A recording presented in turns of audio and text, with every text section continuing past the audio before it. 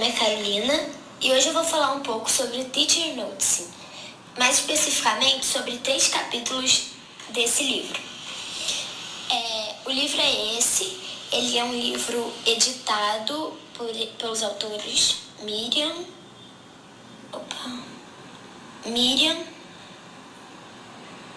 Vitória e Randolph, e cada capítulo ele é escrito por um autor diferente. Então, o primeiro capítulo que eu vou falar é o capítulo 2, do autor Frederick Erikson, que vai falar um pouco sobre perceber o professor percebendo. Então, para começar, o que é perceber?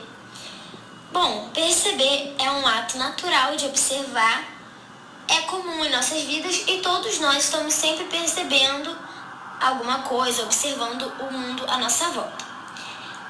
Tá bom, mas e para o professor? O que é perceber para o professor?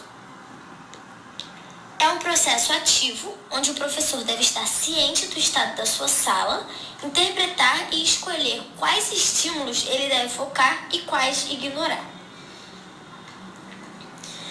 E aí, como percepção ativa, a gente quer dizer que a percepção humana, ela é ativa e nós direcionamos a nossa atenção.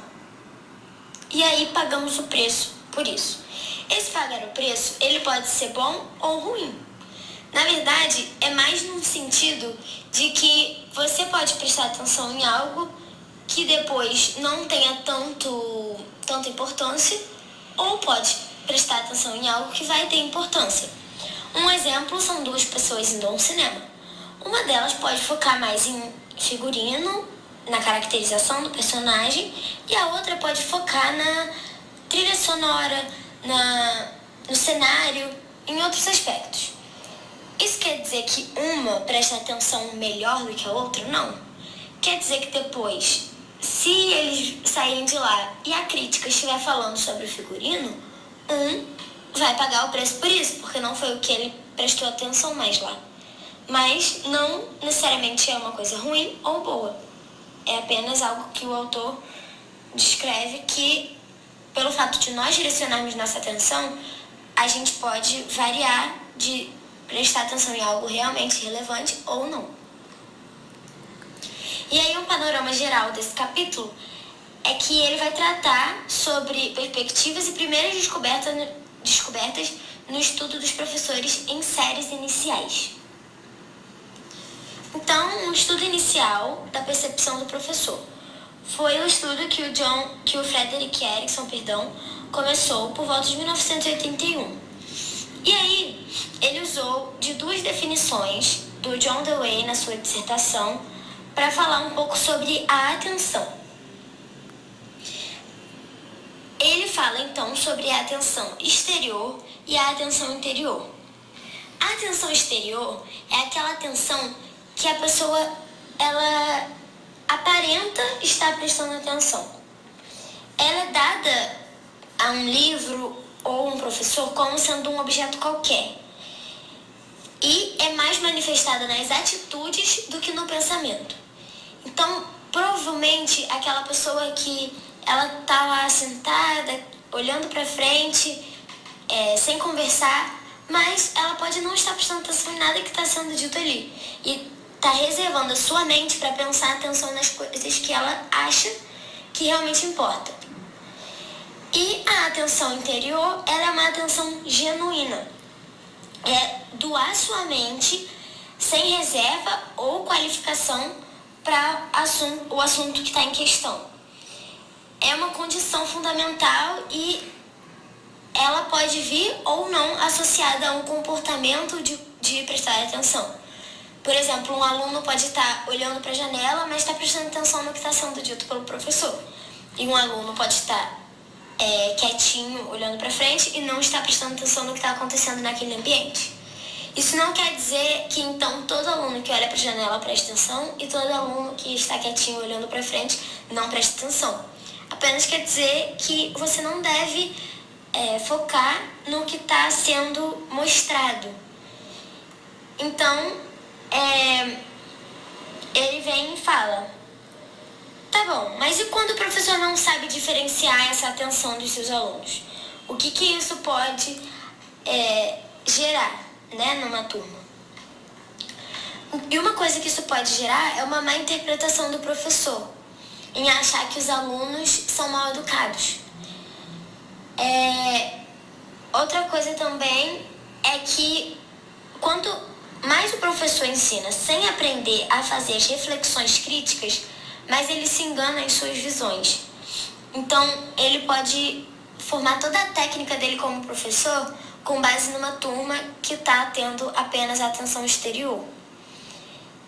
Uma boa ação para o professor para ele perceber melhor a sua turma, é comparar os resultados que ele obtém em avaliações, em trabalhos, em tudo que ele faz em sala de aula, comparar isso com o comportamento aparente dos alunos e reconhecer os sinais que os alunos dão em sala para que ele saiba como cada um mais ou menos funciona.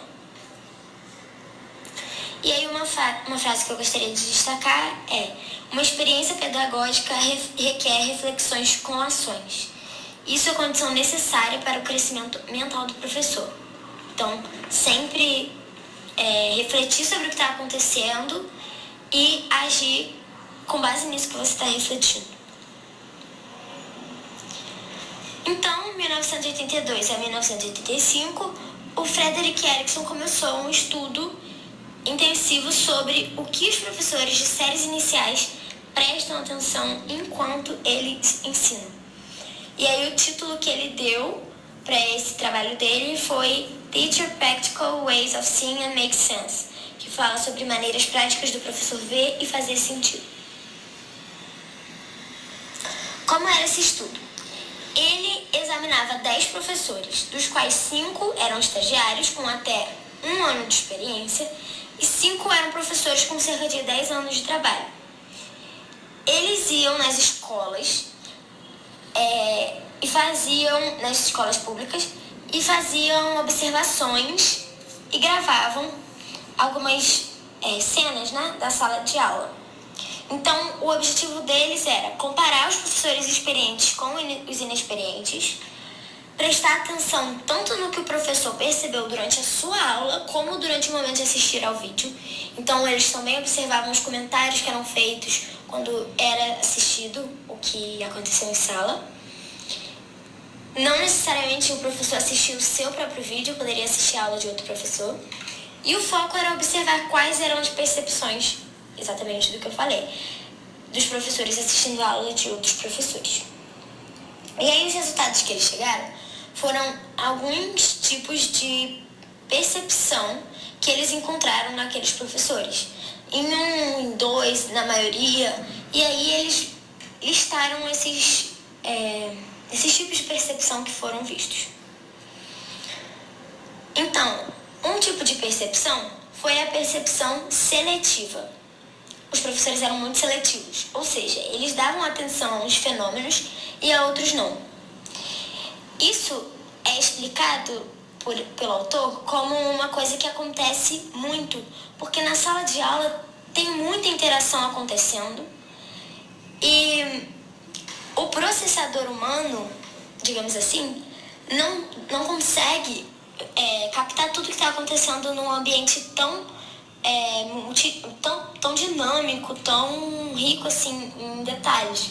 Então, esses professores seletivos, eles focavam no que eles prestavam atenção e o que não. Essa foi um tipo de percepção que eles mais viram nos professores.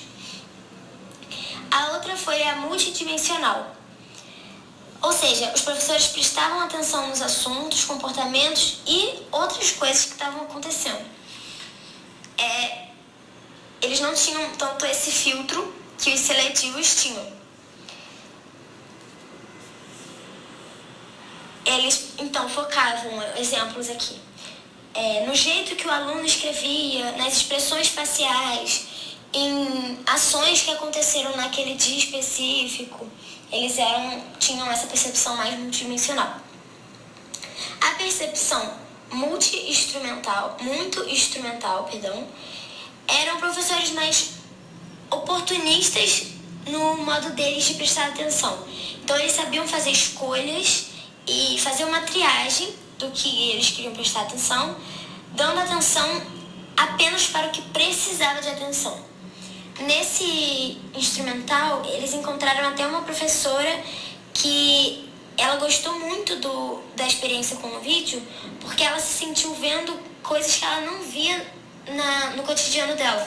Então ela mesma começou a fazer sugestões para aproveitar esse recurso, pedindo para que eles gravassem o que estava acontecendo em sala quando ela parava para atender a dúvida de um aluno específico, para que eles gravassem de outras dimensões, para que ela pudesse ver como os alunos veem a sala. E aí também tiveram a percepção não instrumental. Essa foi meio atípica, não tiveram muitos professores, e esses tinham uma percepção mais apreciativa do que instrumental. Eles olhavam e buscavam melhorar algo, apenas. A percepção altamente influenciada por outras experiências, então os professores veteranos, eles tiveram percepções diferentes dos estagiários. Como eles tinham mais noção da linha do tempo a que seguir, em que parte do conteúdo eles deveriam estar naquele mês, de como eram os alunos em si, eles tinham um foco mais baseado nas suas experiências do que os professores mais estagiários. Os mais novos, eles já focavam no comportamento de alunos. O narrativo interpretativo, eles conectavam sempre as ações e situações com histórias que tinham acontecido. Então, sempre por trás de algum acontecimento tinha alguma história, principalmente os professores mais experientes. Então, eles notavam que aquela turma estava fazendo muito barulho, que eles realmente eram disciplinados, mas eles não observavam, por exemplo, que os alunos estavam lendo super bem no primeiro dia que eles tinham sido ensinados a ler. Além disso, a percepção ela variou de acordo com a filosofia de ensino de cada professor. Cada um acredita em um modo de ensino melhor, cada um vê de um jeito melhor o ensino. E variou de professor para professor. Claro, cada um tem um jeito, cada um é uma pessoa diferente, então as opiniões também variavam. A percepção do professor, o teacher noticing, não é uma observação realizada em uma poltrona, de longe, neutra, mas sim um exercício de triagem com foco na atenção e mudando de tempo em tempo. E aí agora a gente passa para outro capítulo, capítulo 3 do John Mason, que fala sobre você estar percebendo. Uma boa coisa pra gente ver, assim, como é estar percebendo, como as pessoas realmente notam tudo, observam o que está acontecendo, é quando a gente coloca um comunicado, um convite para evento ou qualquer coisa num quadro de avisos. A gente sabe que nem todo mundo vai olhar e vai prestar atenção naquilo, mas vão ter pessoas que vão observar o quadro. Na matemática, isso é bem comum, de os alunos não perceberem alguns detalhes em questões e acabarem errando por conta de um sinal ou alguma coisa desse tipo. Então, esse trabalho dele foi voltado para o fato de estar percebendo. E aí, mais uma vez, a gente vê a presença do uso do vídeo. O John Mason ainda estava na universidade quando ele e seus colegas receberam um pedido para que eles fizessem vídeos e levassem aos professores para que eles analisassem. Então, de primeira, a maioria das pessoas fazia críticas sobre o que seria melhor, qual seria a melhor prática dentre os vídeos que eles estavam assistindo. Mas o trabalho deles não era voltado para isso. Então, para tentar começar a fugir disso, eles começaram a usar as imagens para estimular as pessoas a verem as ações e repensarem no que elas já tinham vivido enquanto elas tinham vivido aquilo, ou alguma situação que fosse parecida com o que elas estavam vendo no vídeo. A prática deles agora era reduzir os julgamentos dos professores e falar reconstruindo as cenas coletivamente. Era uma ênfase mais no comportamento e na troca de experiências. Os benefícios do uso desse vídeo foram muito bons. Por quê? Primeiro, as pessoas recordavam suas experiências a partir do que era visto no vídeo. Então, eles viam uma situação numa sala de aula de um determinado professor, se lembravam de algo que aconteceu com eles e por meio disso eles começavam a trocar experiências. Com isso, teve um desenvolvimento de diálogo entre os participantes e uma rede de incidentes relacionados ou compartilhados. Ou seja, os professores agora, quando se reuniam, eles buscavam debater sobre coisas que aconteceram, independente de vídeo ou não. Isso foi um benefício deixado pelo vídeo. Eles compartilhavam algo que aconteceu em sua sala de aula e aí os outros auxiliavam, contando experiências parecidas, contando a atitude que eles tiveram que foi boa, contando atitudes que tiveram que não foi boa, que era para ser evitada. Então criou essa rede entre os professores. E trouxe uma base para que eles reconhecessem que uma situação parecida com a ouvida poderia começar. Então os professores eles já iam para a sala de aula mais preparados para algo que poderia acontecer. E aí quando aquilo viesse a acontecer com a turma deles, eles já se lembravam do que haviam debatido, pensavam em alguma coisa que tinham escutado e sabiam como agir naquela situação. A disciplina de perceber, resumidamente, ela é se preparar para o momento e refletir no passado recente, selecionando o que você quer perceber, que é basicamente o que eles fizeram ali nesse clube do vídeo. Um exemplo disso é quando você se prepara para possíveis dúvidas que os alunos podem ter quando você levar um conteúdo para a sala. Isso não quer dizer que eles vão perguntar aquilo e nem que não vão. Quer dizer que se perguntarem, você já está preparado para aquilo. Além disso, selecionar esses incidentes e situações que você gostaria de passar ou já passou e queria agir diferente, acumulações que você deseja realizar em você. Então você fica mais preparado. Você retira dos acontecimentos o melhor que você pode para que você possa aprender a partir delas. Então, faça uma coleção mental de reações para cada ocasião. Isso não vai tirar de você o fato de você agir espontaneamente quando estiver numa sala de aula. Apenas vai te ajudar a estar mais preparado para o que pode acontecer. E aí, mais um benefício deles, do vídeo, foi que eles perceberam como era benéfico trabalhar em equipe, em grupo. Multiplicando, abrimos possibilidades, enquanto sozinhos fechamos.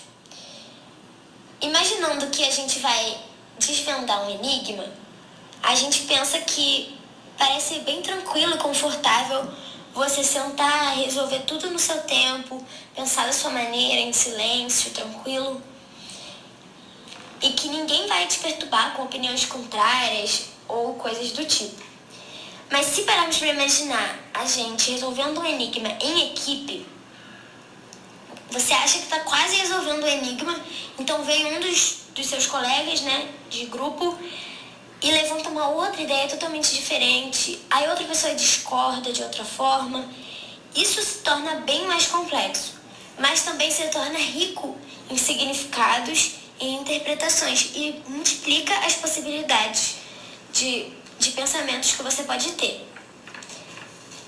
Além disso, o fato de trabalhar em equipe pode ser motivador, porque nessa experiência do vídeo, eles perceberam que os professores eles não gravavam as cenas ou ficavam desanimados, tinham muitas outras prioridades, mas quando isso começou a ser algo que era em grupo, um acabava motivando o outro e assim o trabalho fluiu e criou essa rede entre eles, onde eles puderam perceber como era legal e bom para eles trabalhar em grupo com outros professores. E aí, para finalizar esse capítulo, eu gostaria de falar da testemunha interior, que o autor levanta como sendo algo extremamente importante para a prática docente, que é a prática da autoobservação. É você se perceber.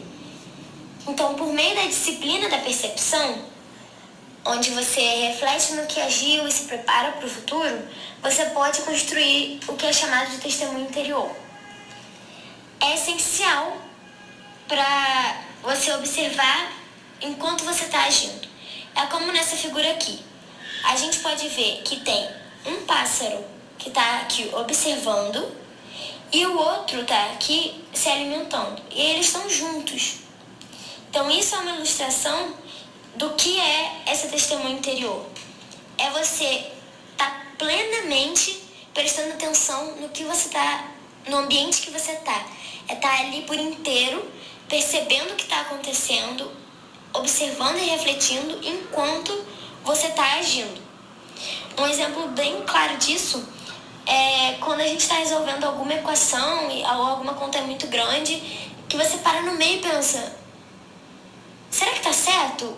Por que eu estou fazendo isso mesmo? Então, isso é você tendo essa testemunha interior na resolução de um problema matemático. Conclusões desse capítulo. Uma reflexão e reconstrução intencional aumentam a possibilidade de lembrar totalmente no futuro para agir de maneira atualizada e fora do habitual, que é o que nós comentamos sobre a disciplina da percepção, né? Nós devemos retirar o melhor das situações, reconstruindo as ações e seus efeitos para aprendermos delas, e a importância de trabalhar em grupo. E aí, por fim, o 9º capítulo, que fala sobre uma estrutura para você aprender a perceber os alunos pensando, da Elizabeth, essa é a autora. A sala de aula ela é vista como um local de muita interação, relacionamento entre os alunos e outras coisas, né? Muitas coisas estão acontecendo ao mesmo tempo numa sala de aula. E no meio disso tudo, os professores eles precisam estar atentos e prestar atenção nos seus alunos também. Essa atenção dos professores ela é influenciada por vários fatores, como o conhecimento que ele tem, o que ele acredita sobre o ensino e o desenvolvimento de pensamento e entendimento.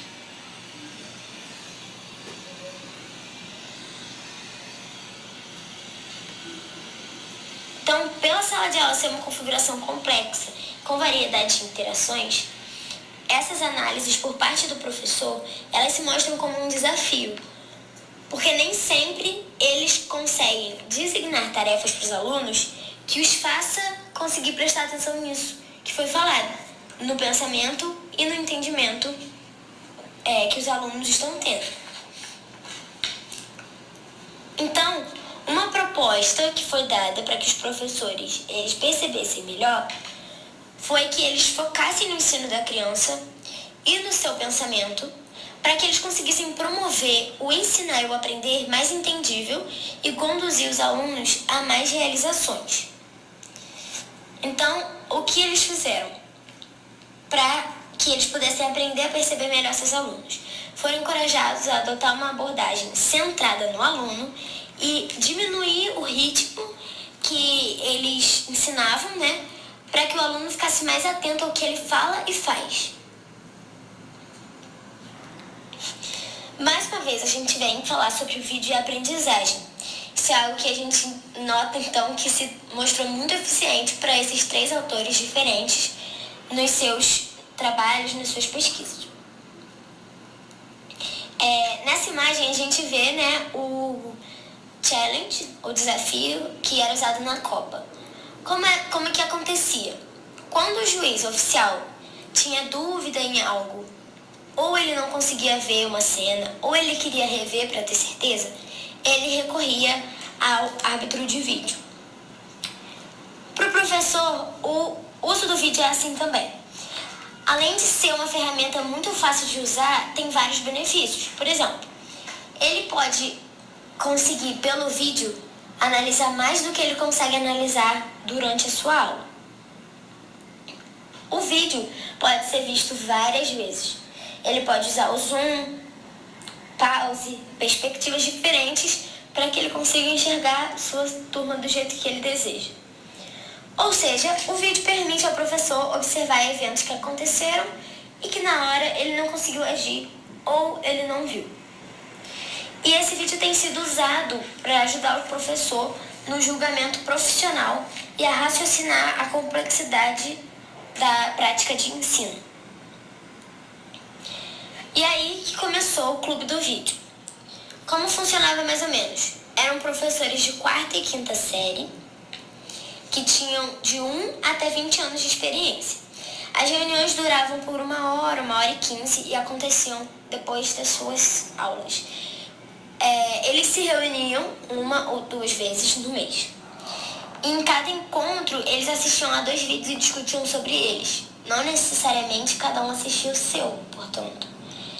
E a equipe de pesquisa gravava os vídeos, selecionava os clipes que iria usar em cada reunião. E aí eles focavam nas atividades, discussões, nos momentos em que os alunos expunham seu pensamento, já que aqui o objetivo deles era entender um pouco, perceber sobre como os alunos pensavam. E aí eles levavam para esse clube do vídeo perguntas prontas, como o que você observou, para que os professores pudessem falar um pouco do que eles tinham notado. Depois eles iam para um olhar mais sobre o que aconteceu em pontos específicos, como aquilo aconteceu, para que os professores analisassem agora o pensamento dos alunos em si. Isso acontecia com o objetivo de interpretar e analisar as ideias mais interessantes dos alunos. E aí o principal resultado foi um quadro de informações para que eles pudessem aprender a anotar os pensamentos matemáticos dos estudantes. E aí o autor ele vai mostrar um pouco sobre cada uma das reuniões e cada fase que teve de observação dos professores para que dê para a gente ter uma ideia de como foi essa evolução deles em perceber mais o pensamento matemático dos alunos. Então, a percepção na linha de base. O primeiro e o segundo encontro foi o que ele chamou de nível 1. Os professores tinham um foco mais amplo. Então, eles focavam em uma gama de questões. Não estavam observando apenas o que estava acontecendo em situações específicas. Eles percebiam com impressões gerais, simplificando sempre a complexidade da sala. Então, os comentários aqui eram sem muita profundidade. Eram comentários, por exemplo, a classe estava engajada, gostei da exposição do conteúdo, foi uma boa lição. Essa era mais ou menos o modo que os professores percebiam no primeiro encontro. Então, ainda não tinha muito uma percepção nas ideias dos alunos, no pensamento dos alunos. Depois, o segundo nível, que foi o terceiro, quinto e 8º encontros, a percepção mista. Os professores eles prestavam mais atenção em suas análises, em coisas específicas. Começaram a olhar os alunos especificamente. E aí, como o professor percebe nesse nível aqui? Com impressões gerais, mas também tentando ver sentido em suas observações e destacando eventos da aula. Então, aqui eles começam a ver um pouco mais sobre por que do aluno ter falado determinada coisa, o que será que levou ele a ter essa lógica de pensamento. E aí ele passou para o nível 3, que é a percepção focada, 4º, 6º e 7º encontro. O professor estava mais focado em examinar primeiro o pensamento matemático. Então aqui eles já até mostram um exemplo em que estavam fazendo uma atividade com geometria e palitos. E aí uma aluna, ela faz um triângulo de uma maneira que não é convencional. Mas os professores entendem o porquê dela ter ido por esse caminho. Eles aqui já estavam indo mais para entender o pensamento matemático em si dos alunos. Então eles perceberam identificando eventos particulares observaram os detalhes e tiveram discussões ricas em interpretação e explicação, tendo o ponto de vista de cada um, o que um achava daquela situação, o outro discordava. Então foi uma discussão mais rica nesse sentido. E no 9º e 10º, que foi o nível 4, a percepção ampliada.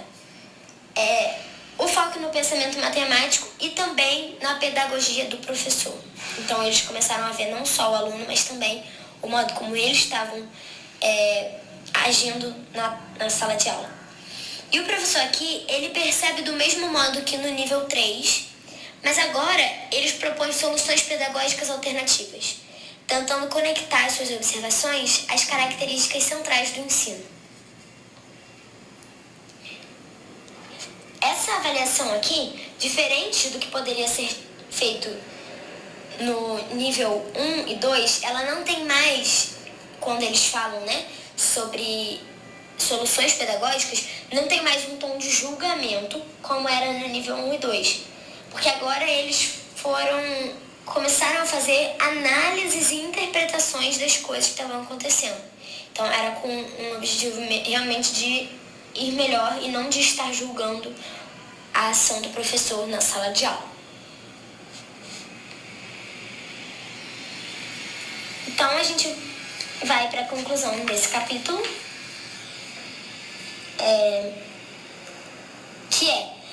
que foi, aprender a entender as particularidades do pensamento matemático do estudante pode ajudar os professores a raciocinarem sobre o que eles observam. Então, saber como o seu aluno está pensando, o que está levando ele àquilo, pode inclusive te ajudar a melhorar a sua prática durante sua explicação. Será que você está contribuindo para que o aluno entenda de uma maneira diferente? O que pode ser feito para melhorar isso, para ajudar esse aluno?